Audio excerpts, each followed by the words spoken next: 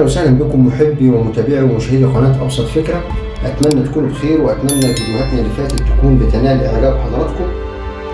النهارده معانا مروحه اللي هي متهالكه اللي هي مرميه.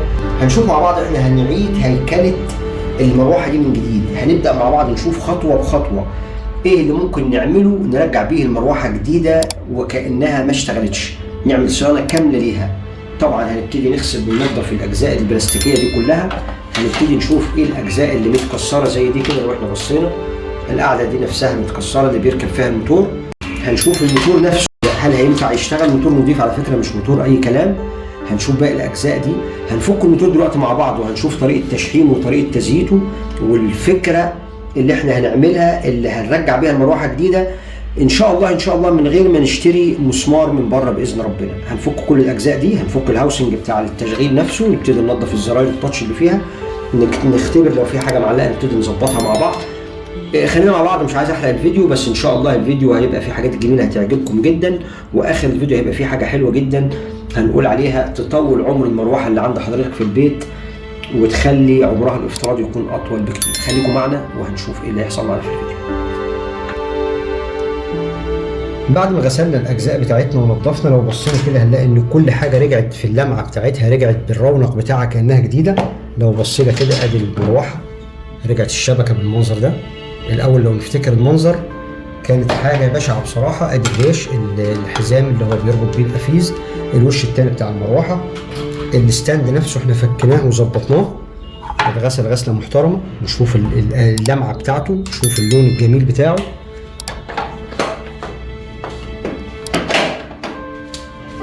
نكمل ونيجي في الاجزاء الممتعه والمهمه. ده الجزء الخاص بالكاريوكا زي ما بيقول، اللي هو بيحرك المروحه بيخليها تلف يمين وشمال وفي نفس الوقت يبقى فيها مرونه بتاعت فوق وتحت. هنشوف التفاصيل بتاعتها دلوقتي حالا. غسلنا لوحه المفاتيح بتاعتنا، المنظر بتاعها جميل ما فيهاش اي تجريح. ادي المنظر الباقي، الزرار نفسها اتغسلت، البورده الخاصه بالمروحه نفسها اتنضفت واتلمعت. هتلاقي الاضاءه بتاعت اللمبات بقت منوره وقويه وجميله. باقي الاجزاء كلها اتنضفت بالطريقه اللي احنا عايزينها. دلوقتي الموتور نفسه هو اللي فيه قفشه جامده، مش عايز يلف. الموتور نفسه قافش مش عايز يلف يمين ولا شمال. هنعمل فيديو مخصوص لطريقه فك الموتور وطريقه تشحيمه او تزييته او تغيير الجلب. هنشوف دلوقتي احنا ايه اللي محتاجينه وهنعمله، بس هنخليه فيديو لوحده عشان ما نطولش على حضراتكم في الفيديو. وهسيب اللينك بتاع فك الموتور وتزييته او تشحيمه او تغيير الجلب، هسيبه لحضراتكم في اللينك بتاع الفيديو نفسه. خلينا مع بعض نظبط الموتور بتاعنا ونشغله وبعدين نرجع نكمل اجراءاتنا للمروحه دي عشان نرجعها جديده زي ما قلنا في اول الفيديو. رجعنا لحضراتكم بعد ما فكينا وعملنا الصيانه اللازمه للموتور من تزييت وتشحيم وتظبيط، وقلنا هنسيب اللينك بتاع الجزء الخاص بالموتور في الوصف لحضراتكم. هنجرب دلوقتي مع بعض نوصل الكهرباء ونقول يا بسم الله. تشغيل تمام، نعومه رهيبه، السرعات بتاعت الموتور محترمه. الموتور رجع جديد بمعنى الكلمه. الجلب ما فيهاش اي بوش، ما فيهاش اي حركه، ما فيهاش اي بوش لا فوق ولا تحت نهائي. النعومه جميله جدا جدا في الموتور. هنشوف الخطوه الثانيه مع بعض. هنبتدي نظبط الجيربوكس الخاص بالدوران يمين وشمال للمروحه، مجموعه التروس، الاكسل الخاص بالحركه بتاعتها فوق وتحت. هنشوف دلوقتي ازاي هنفك ده وننظف ده ونشحن ده. هنعمل برضو فيديو مستقل ونسيب اللينك لحضراتكم في الوصف. رجعنا لحضراتكم بعد ما نظفنا وزيتنا الجزء الخاص بالحركة الميكانيكية اللي خاصة بحركة المروحة، الاتجاه يمين وشمال والاتجاه لفوق ولتحت اللي هي بيسموه حركة كاريوكا. هنجرب دلوقتي مع بعض ونشوف النعومة اللي بقت في الحركة، وهسيب لحضراتكم اللينك في الوصف بتاع الفيديو واللي ظهر قدام حضراتكم على الشاشة دلوقتي حالا. نركز على الحركة.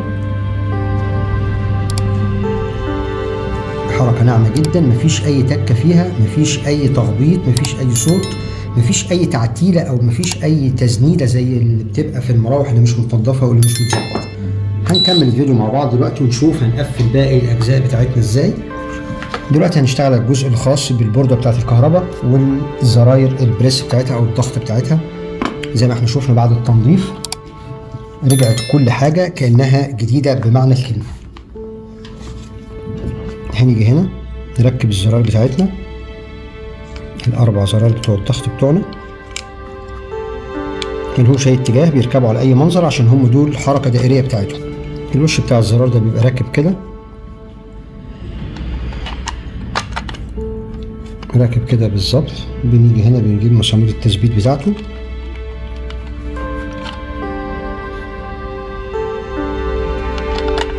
ثلاث مسامير، مسمارين في الجزء العلوي ومسمار في الجزء السفلي.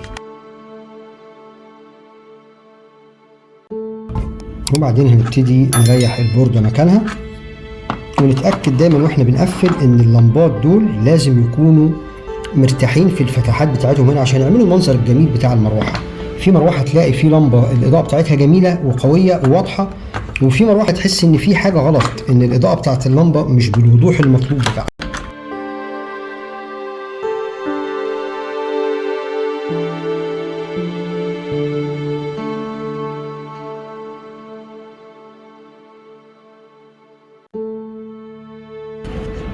نراجع تاني على الزرار، نتأكد الأربعة شغالين، ونراجع تاني على منظر اللمبات عشان المنظر الجمالي بتاع المروحة.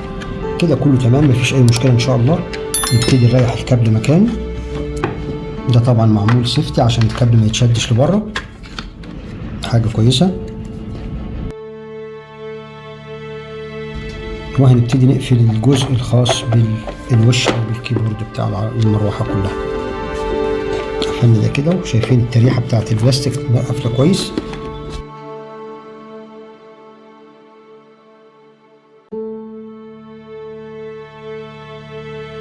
هنبتدي نقفل الاجزاء اللي هي الكفر البلاستيك اللي خاص بالموتور نفسه. احنا اتاكدنا ان احنا مركبين الجلبه البلاستيك تحت اللي بيلف عليها الاكس دوت اللي بيتحرك بيها الموتور يمين وشمال. دي بتبقى مربوطه هنا مسمارين، بيتربطوا مسمارين بلاستيك، هي نظامها نازله كده، المسمارين نفسهم بلاستيك.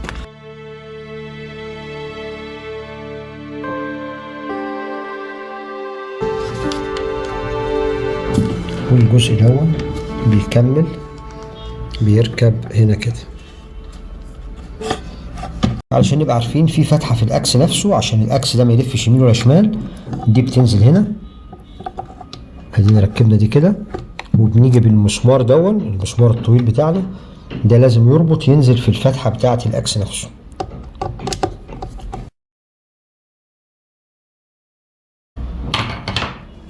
ده كده ربط الأكس مسك تمام. بنريح الأسلاك بتاعتنا في مكانها، بنجيب الكفر بتاعنا العادي وبنبتدي نقفل عليه بالمسمارين بتوعه، وهنثبت المكثف بتاعنا ونتأكد ان الأسلاك مرتاحة في مكانها. بكده احنا خلصنا الجزء الخاص بالموتور وبالكفر اللي تحت والجيربوكس الخاص بالحركة بتاعة الموتور يمين وشمال. هنبتدي نكمل الأجزاء بتاعتنا ونشوف هنعمل ايه. ودلوقتي وصلنا مع بعض لمرحلة الستاند اللي بتثبت عليه المروحة نفسها. المفروض ده بيبقى بالشكل ده، الأربع رجول دول، والمفروض متثبت فيه العمود دون. ده احنا عندنا مشكلة بسيطة فيه اللي هي التثبيت بتاع الجزء العمود دون في القاعدة البلاستيك دي، الجزء الكبير في القاعدة دي. هنعمل فيديو مخصوص برضو عن طريقة التثبيت دي. هو ده فيه مشكلة، فيه كسر معين، هنعمله بطريقة ظريفة وطريقة محترفة جدا جدا جدا وعملية وهتطول معانا. هسيب لحضراتكم برضو اللينك اللي ظهر قدام حضراتكم دون على الشاشة ده للفيديو التفصيل عشان ما نضيعش وقته.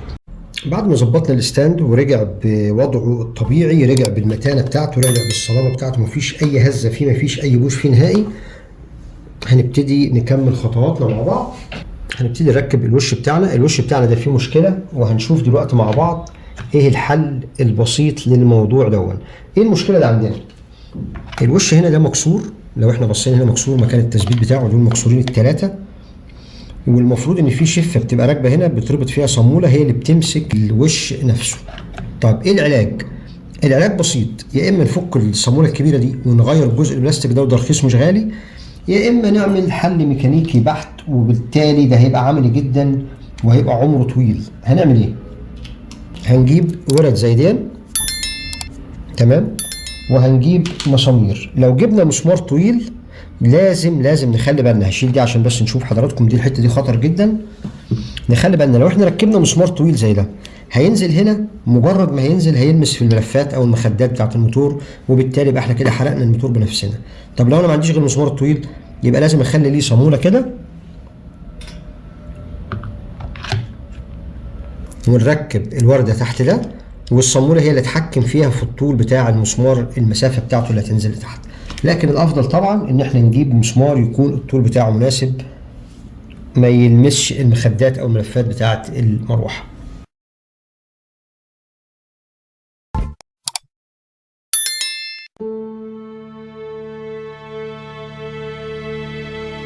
بعد ما ربطنا كده الكفر بقى تمام، انا شايل المروحة كلها يهمني الكفر نفسه، انا شايل الكفر نفسه كده، مفيش اي مشكلة هنا باذن ربنا. وهنبتدي نقفل الجزء الخلفي، نريح ده مكانه.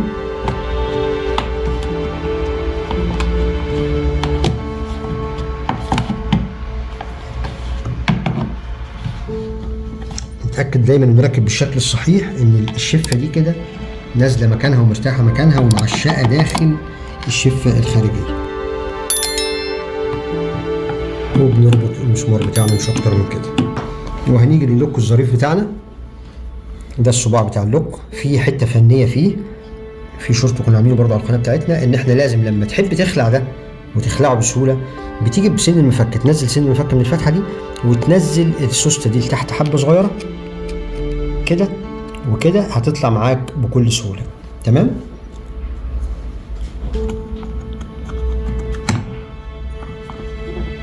كده بنضغط عليها ضغطه جامده لتحت كده، تمام، مفيهاش اي مشكله. هنرجع نكمل خطواتنا الجميله في مروحتنا الظريفه. هنركب الريشه بتاعتنا، نخلي بالنا ان فيه الفتحه دي او المجرى دي بتعشق في السن الصغير او البنز الصغير دون، علشان تتحكم في ثبات الريشه في الاكس نفسه.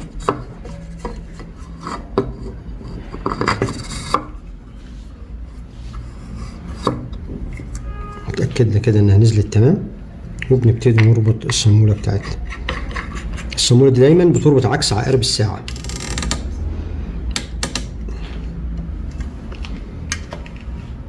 زي الفل تمام. نجرب تجربة بسيطة مع بعض. بسم الله. نجرب كده. تمام، اشتغلت تمام معانا، صوتها جميل جدا، النعومة بتاعتها واضحة،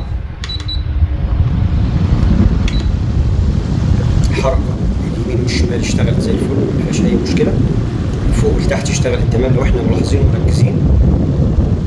طبعا انا عشان ماسكها بايدي بتتحرك، لما تركب على الستاند هتبان اكتر. كده بدأت تبص لفوق، يلا يا شاطرة. تمام.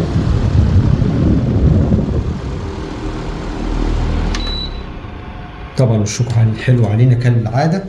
هنبتدي نقفل الوش بتاعنا ونبتدي نثبت الجزء الخاص بالستاند.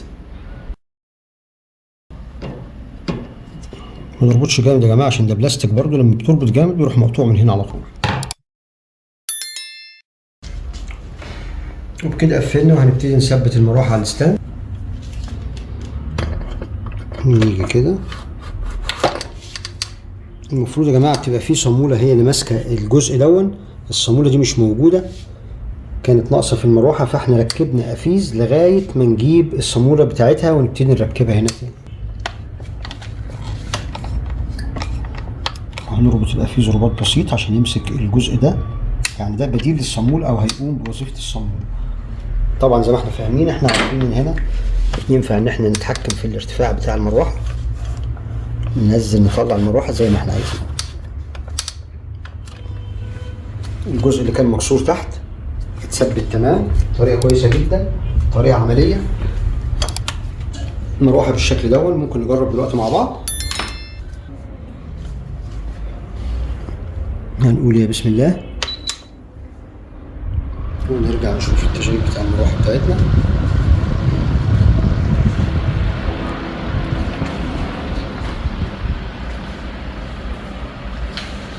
الحركه بتاعتها تمام، صوتها جميل جدا، ملهاش صوت خالص. اللفه اللي احنا كنا مصرين عليها ان احنا ننجح الحركه بتاعتها اللي هي فوق وتحت اشتغلت كويس جدا، ما فيهاش اي مشكله. شكرا جزيلا، واتمنى الفيديو يعجب حضراتكم، واللي يعجبه الفيديو يا ريت يتكرم علينا ويعمل لايك، واللي مش مشترك معانا في القناه يا ريت يتكرم ويشرفنا بالاشتراك، واتمنى لو ليه اي تعليق يكتب لنا في الكومنتات، الكومنتات دي بتساعدنا كتير في انتشار الفيديوهات بتاعتنا. شكرا جزيلا مره تانيه.